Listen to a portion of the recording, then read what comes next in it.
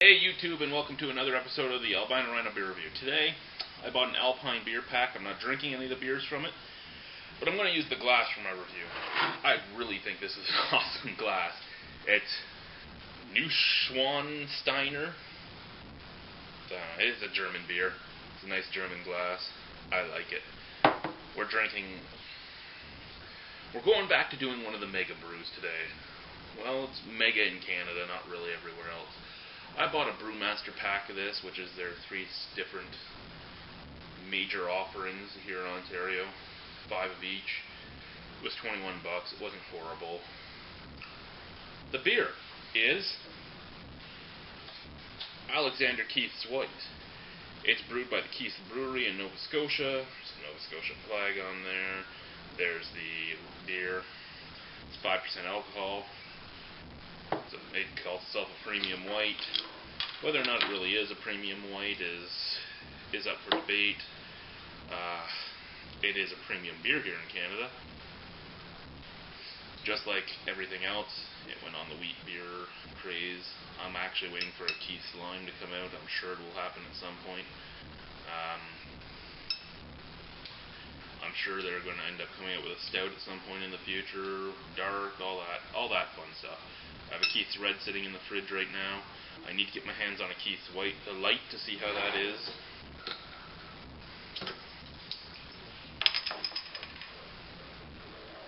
There's a little tiny bit of smoke just hovering right over top of the liquid in this bottle.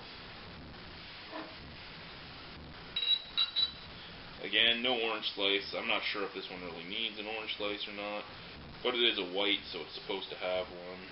Well, it should be served with one. Whether or not it would add to the beer or take away from the beer, we'll find out shortly.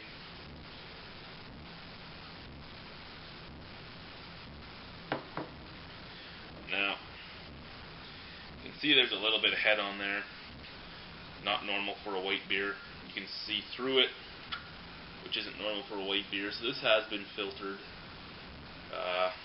Lots of carbonation moving in the glass. Again, not normal for a wheat beer.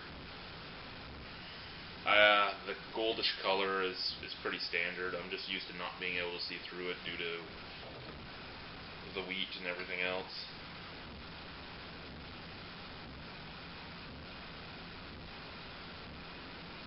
There we go. Nice and full. So, I mean, for any of you that watched my other white beer reviews, you'd know that already I'm disappointed with this beer. I've never poured it into a glass, so I've never actually noticed that it wasn't filtered. So, I mean, taste-wise, even though I'm not at the taste yet, taste-wise, if you're drinking it, you're not really going to notice it. It's just if you've gone through anything that makes you appreciate the brewing process, you're probably not going to appreciate this white for what it is, because it isn't really a normal white. But let's go on and pretend as if it was.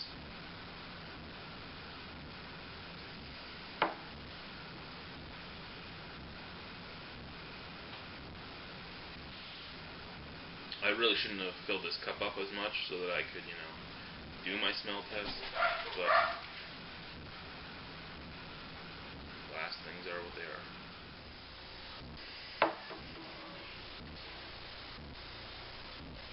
Very sweet and zesty on the nose. I mean, it has a lot of citrus on there.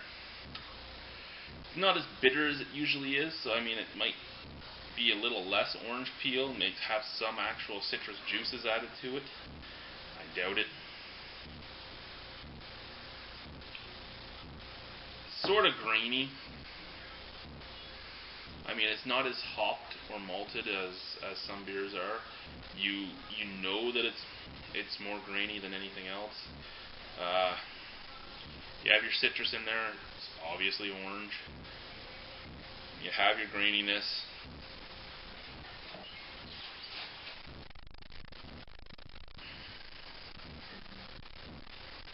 And usually I say coriander. Usually you get coriander on these things, but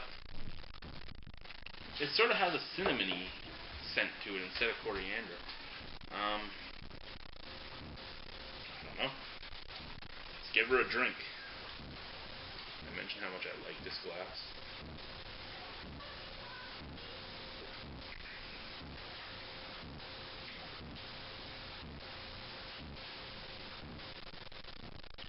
You know what? First thing I'd say about Keith's White is, even though it is filtered, you wouldn't know it drinking it either. The viscosity isn't really what it should be. That you might get the idea that it's unfiltered, that it's filtered that way. But other than that, the taste is what a white should be. It actually tastes like a white that's had the orange squeezed into it already. So I would say squeezing an orange slice into this would probably overkill it.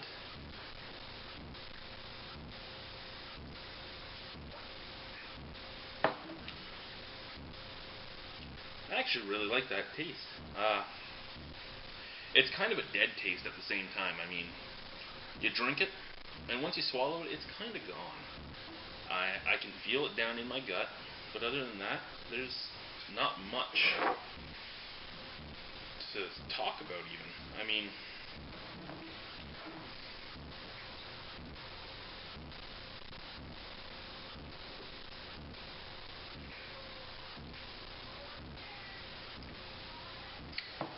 it has a sprucey taste to it. It has the sweet citrus taste to it as well. As I said, as if the orange was actually squeezed in there. You can taste the orange on it. It's not a really bitter taste, so it's, again, just like with the scent, it should just be orange peel, but it tastes better than just orange peel. It is kind of bready, but more the feel of it is bready than anything else. It leaves a good tingling sensation in my mouth, so it does have a little bit more crispness than I'm used to for a white. The aftertaste really isn't there. There's a tiny bit of citrus in there, maybe a tiny bit of hops.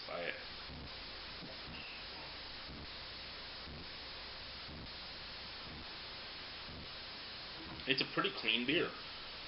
From start to finish, it's pretty much the same taste.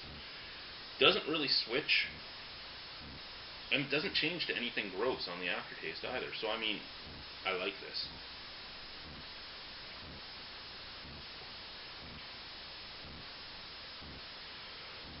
As much as I want to take points away from it for its filteredness, I'm not going to, because scent and taste are pretty much what they should be. I'm going to give it a 7.5 out of 10. I actually really like it. My only complaint about it, again, is that it's filtered.